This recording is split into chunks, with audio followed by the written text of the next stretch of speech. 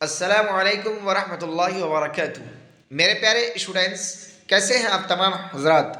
उम्मीद है कि आप तमाम हजरात मस्त और ज़बरदस्त होंगे। तो स्टूडेंट, आज मैं फाइनली रोशनी किताब हिस्सा दूम यानी हिस्सा नज़्म में से सबक नंबर 1 से लेकर सबक नंबर 5 तक यानी टोटल मैं आप हजरात के लिए 28 ऑब्जेक्टिव क्वेश्चन सीरीज लेकर हाजिर हुआ हूँ। स्टूडेंट, इस उम्मीद के साथ कि आप पूरी क्लास को शौक़ और ज़ौक़ और लगन के साथ पढ़ेंगे, और अगर आपको अच्छा लगे है ना ये क्लास, तो आप ज़्यादा से ज़्यादा शेयर करें, लाइक करें। अगर कोई नए स्टूडेंट्स हो तो वह सब्सक्राइब ज़रूर करें, ताकि जब भी कोई वीडियो अपलोड हो तो आप तक उनका नोटिफिकेशन पहुंचता रहे और आप हर नए वीडियो से इस्तेफ़ादा हासिल करता रहे। तो चलिए स्टूडेंट, बिला किसी ताख़ीर के आज की इस क्लास को हम आगाज़ करते हैं। यहाँ है सबक नंबर 1 वारिस शाह से, यानी सवाल नंबर 1 है नज़्म वारिस शाह से किसकी नज़्म है। ऑप्शन ए है अमृता प्रीतम, ऑप्शन बी है सीता कांत महापात्रा, ऑप्शन सी है चकबस्त, ऑप्शन डी है इनमें से कोई नहीं। तो स्टूडेंट, आपका करेक्ट आंसर हो जाएगा यहाँ ए, यानी नज़्म वारिस शाह से ये अमृता प्रीतम की नज़्म है, यानी option A is the correct answer. Student, आगे देख लेते हैं सवाल नंबर 2 में है कि वारिस शाह से किस ज़बान की नज़्म है। ऑप्शन ए है उर्दू, ऑप्शन बी है पंजाबी, ऑप्शन सी है अरबी, ऑप्शन डी है फ़ारसी। तो स्टूडेंट, आपका करेक्ट आंसर होगा यहाँ बी, यानी वारिस शाह से ये जो है पंजाबी ज़बान की नज़्म है, यानी option B is the correct answer. Student, आगे देख लेते हैं सवाल नंबर 3 में जो आपकी स्क्रीन पर है। क्या पूछा गया है, अमृता प्रीतम किस ज़बान की शायरा थी। ऑप्शन ए है उर्दू, ऑप्शन बी है फ़ारसी, ऑप्शन सी है पंजाबी, ऑप्शन डी है अरबी। तो स्टूडेंट, आपका करेक्ट आंसर हो जाएगा यहाँ क्या सी, यानी अमृता प्रीतम ये पंजाबी ज़बान की शायरा थी, यानी option C is the correct answer. Student, आगे देख लेते हैं सवाल नंबर 4 में पूछा गया है कि वारिस शाह से किस तरह की नज़्म है। ऑप्शन ए है आज़ाद नज़्म, ऑप्शन बी है मुआरा नज़्म, ऑप्शन सी है पाबंद नज़्म, ऑप्शन डी है इनमें सब। तो स्टूडेंट, आपका करेक्ट आंसर होगा यहाँ ए, यानी वारिस शाह से ये जो है आज़ाद नज़्म है, यानी option A is the right answer. Student, आगे देख लेते हैं सवाल नंबर 5 में पूछा गया है कि अमृता प्रीतम, या प्रीता लिखा हुआ है, हालांकि प्रीतम होनी चाहिए। तो क्या है, अमृता प्रीतम की कौन सी नज़्म आपके निशान में शामिल है। ऑप्शन ए है इंसान, ऑप्शन बी है बारिश की एक सुबह, ऑप्शन सी है वो मुलाकात, ऑप्शन डी है वारिस शाह से। तो स्टूडेंट, आपका करेक्ट आंसर होगा यहाँ डी, यानी अमृता प्रीतम की वारिस शाह से नज़्म आपके निशान में शामिल है, यानी option D is the right answer. Student, आगे देख लेते हैं सवाल नंबर 6 में पूछा गया है कि नज़्म वारिस शाह से मैं किस सूबा का जिक्र है। ऑप्शन ए है बिहार, ऑप्शन बी है पंजाब, ऑप्शन सी है यूपी, ऑप्शन डी है उड़ीसा। तो स्टूडेंट, आपका करेक्ट आंसर हो जाएगा यहाँ बी, यानी नज़्म वारिस शाह से ये पंजाब सूबे का क्या है जिक्र है, यानी option B is the right answer.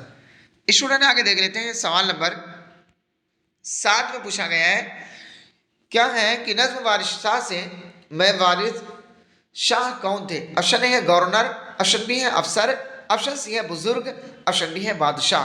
तो स्टूडेंट, आपका करेक्ट आंसर हो जाएगा यहाँ क्या सी, यानी नज़्म वारिस शाह में वारिस शाह जो है ये कौन थे, एक बुजुर्ग थे, यानी option C is the correct answer. Student, जैसा कि आपको मालूम है कि आज मैं आप लोगों के लिए रोशनी किताब से यानी आखिरी सबक यानी हिस्सा नज़्म से यानी मुकम्मल जितने भी सबक चैप्टर हैं, मैं उन तमाम चैप्टर को आज की इस क्लास में मुकम्मल तौर पे पढ़ा दूंगा इंशाअल्लाह। यहीं से आपका एग्ज़ाम में आएगा, इससे बाहर नहीं आएगा। उसके बाद से मैं कल से इंशाअल्लाह आपको VVI ऑल ऑब्जेक्टिव क्वेश्चन कराऊंगा, और वो क्वेश्चन कराऊंगा जो आपके एग्ज़ाम में हर साल पूछा जाता है।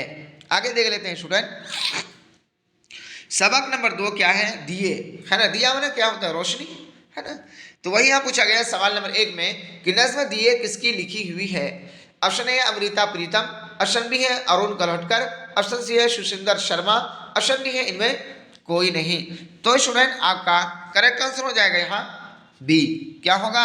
बी, यानी नज्म दिए ये जो है अरुण कलटकर का की लिखी हुई है, यानी option B is the correct answer. Student आगे देख लेते हैं सवाल नंबर 2 में पूछा गया कि नज्म दिए किस जबान में है। ऑप्शन ए है पंजाबी, ऑप्शन बी है गुजराती, ऑप्शन सी है मराठी, ऑप्शन डी है बंगला। तो स्टूडेंट आपका करेक्ट आंसर होगा यहाँ सी, यानी नज्म दिए ये मराठी जबान में है, यानी option C is the correct answer. Student आगे देख लेते हैं सवाल नंबर 3 में पूछा गया कि नज्म दिए के मुतरजिम कौन है। ऑप्शन ए है सादिक, ऑप्शन बी है असलम मिर्ज़ा, ऑप्शन सी है जिलानी बानो, ऑप्शन डी है इनमें कोई नहीं। तो स्टूडेंट आपका करेक्ट आंसर होगा यहाँ ए, यानी नज्म दिए ये सादिक है ना मुतरजिम है। कौन है? नज्म दिए का मुतरजिम कौन है?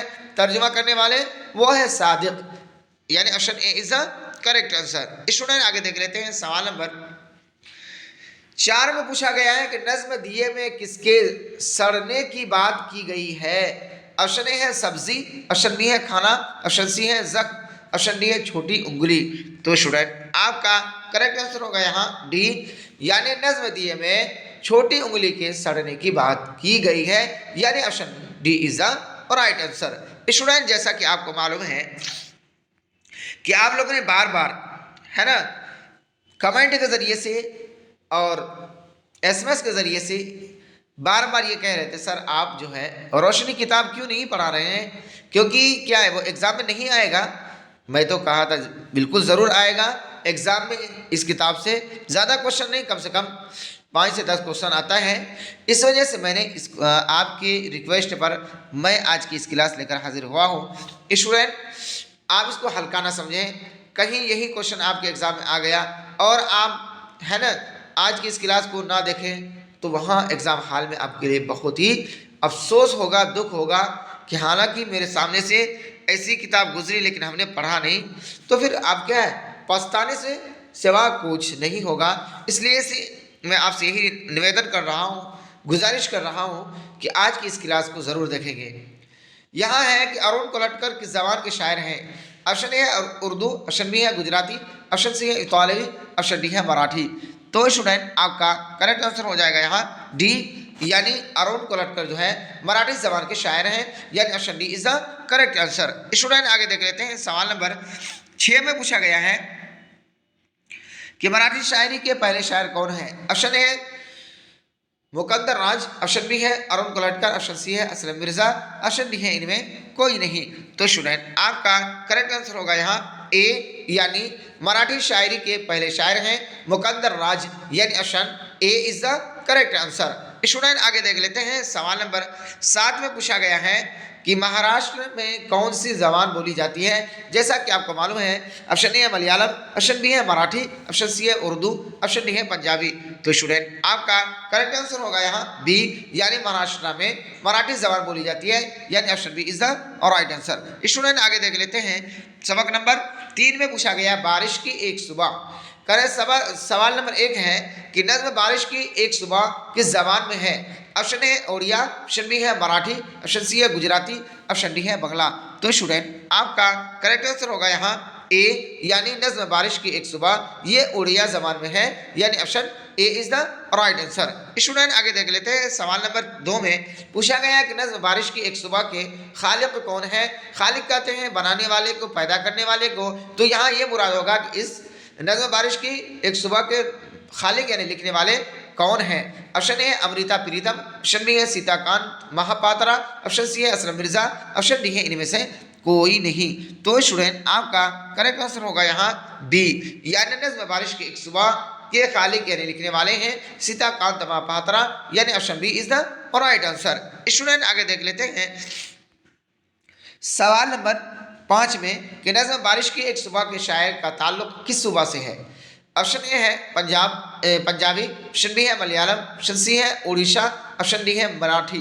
तो स्टूडेंट आपका करेक्ट आंसर होगा यहाँ सी, यानी नज्म बारिश की एक सुबह के शायर का ताल्लुक सुबह उड़ीसा से है, यानी ऑप्शन क्या है सी यहाँ क्या हो जाएगा राइट हो जाएगा। आगे देख लेते हैं स्टूडेंट, सवाल नंबर 4 में पूछा गया है कि नज़्म बारिश की एक सुबह में किसकी छुट्टी गुजारने की बात की गई है। ऑप्शन ए है सर्दी, ऑप्शन बी है गर्मी, ऑप्शन सी है दिवाली, ऑप्शन डी है दशहरा।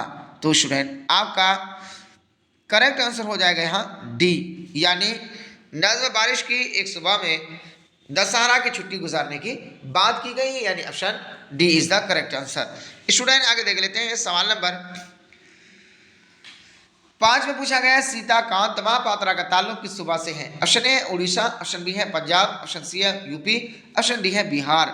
तो स्टूडेंट आपका करेक्ट आंसर होगा यहाँ ए, यानी सीताकांत महापात्रा का ताल्लुक सूबा उड़ीसा से है, यानी option A is the correct answer. Student आगे देख लेते हैं सवाल नंबर 7 में पूछा गया है कि उड़ीसा जबान किस सूबा में बोली जाती है ना, उड़िया जबान। तो स्टूडेंट ऑप्शन ए है यूपी, ऑप्शन बी है बंगाल, ऑप्शन सी है बिहार, ऑप्शन डी है उड़ीसा। तो स्टूडेंट आपका करेक्ट आंसर होगा यहाँ डी, यानी ओडिया जबान ये सूबा उड़ीसा में बोली जाती है, यानी option D is the right answer.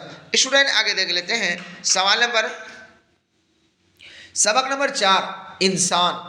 यहाँ सवाल नंबर 1 है कि नज़्म इंसान किस जबान में है। Option A Odia, option B है मराठी, ऑप्शन सी है तेलुगु, ऑप्शन डी है पंजाबी।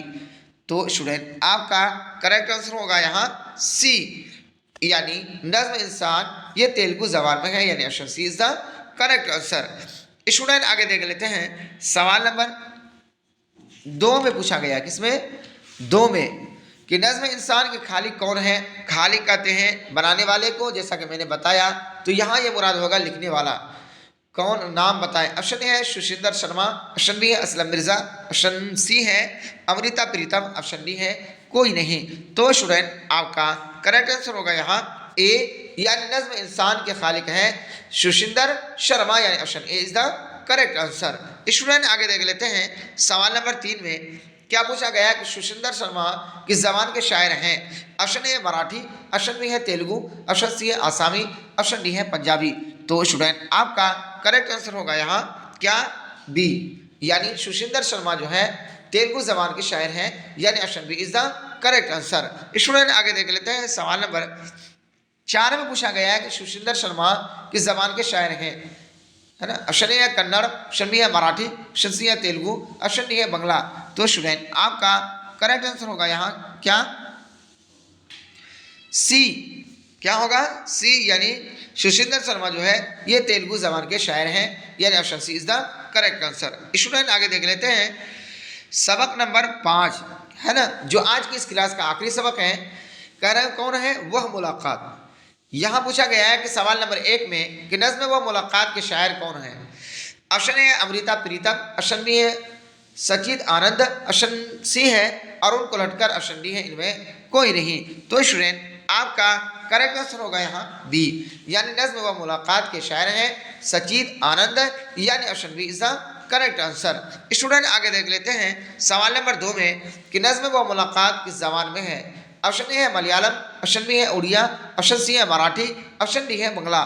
तो स्टूडेंट आपका करेक्ट आंसर होगा यहाँ ए, यानी नज़्म व मुलाकात ये मलयालम जबान में है। जो कहाँ बोली जाती है मलयालम, यानी केरला के अंदर, यानी option A is the correct answer. Student आगे देख लेते हैं सवाल नंबर 3 में पूछा गया नज़्म व मुलाकात के मुतरजिम यानी तर्जुमा करने वाले कौन है। ऑप्शन ए है सादिक, ऑप्शन बी है जिलानी बानो, ऑप्शन सी है असलम मिर्ज़ा, ऑप्शन डी है मज़हरुल हक आलवी। तो स्टूडेंट आपका करेक्ट आंसर होगा यहाँ सी, क्या होगा सी, यानी नज़्म व मुलाकात के मुतरजिम कहते हैं तर्जुमा करने वाले को, कौन है ये असलम मिर्ज़ा है, यानी option C is the correct answer. Student आगे देख लेते हैं सवाल नंबर 4 में क्या पूछा गया है नज़्म व मुलाकात में कितने बरसों बाद मुलाकात की बात कही जाती है।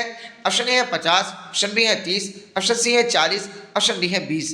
तो स्टूडेंट आपका करेक्ट आंसर होगा यहाँ सी, यानी नज़्म व मुलाकात में 40 बरसों बाद मुलाकात की बात कही जाती है, यानी option C is the correct answer. Student आगे देख लेते हैं जो आज की इस क्लास का है ना आखिरी क्वेश्चन है। इसमें पूछा गया है कि नज़्म व मुलाकात में दीमक किसे चटकर जाती है। ऑप्शन ए है किताबों को, ऑप्शन बी है कॉपी को, ऑप्शन सी है ग्रुप फोटो को, ऑप्शन डी है नोट्स को। तो स्टूडेंट आपका करेक्ट आंसर होगा यहाँ सी, यानी नज्म व मुलाकात में दीमक ग्रुप फोटो को क्या है चट कर जाती है, यानी option C is the correct answer. तो स्टूडेंट यहीं तक रहा आज का मेरा और आपका क्लास। कैसा रहा आज का ये वीडियो? अगर आपको अच्छी लगे तो स्टूडेंट आप ज़्यादा से ज़्यादा शेयर करें, लाइक करें और कमेंट करके ज़रूर बताएं, और अपने मोबाइल के व्हाट्सएप के स्टेटस में आज की इस वीडियो की लिंक को ज़रूर लगाएं, ताकि जितने भी लोग आपके व्हाट्सएप स्टेटस देखेंगे अगर कोई पढ़ लेगा तो आपके लिए सदक़े जारिया होगा और सवाब का बाइस होगा। तो चलिए स्टूडेंट फिर हम मिलते हैं अगले वीडियो में, तब तक के लिए अल्लाह हाफिज़।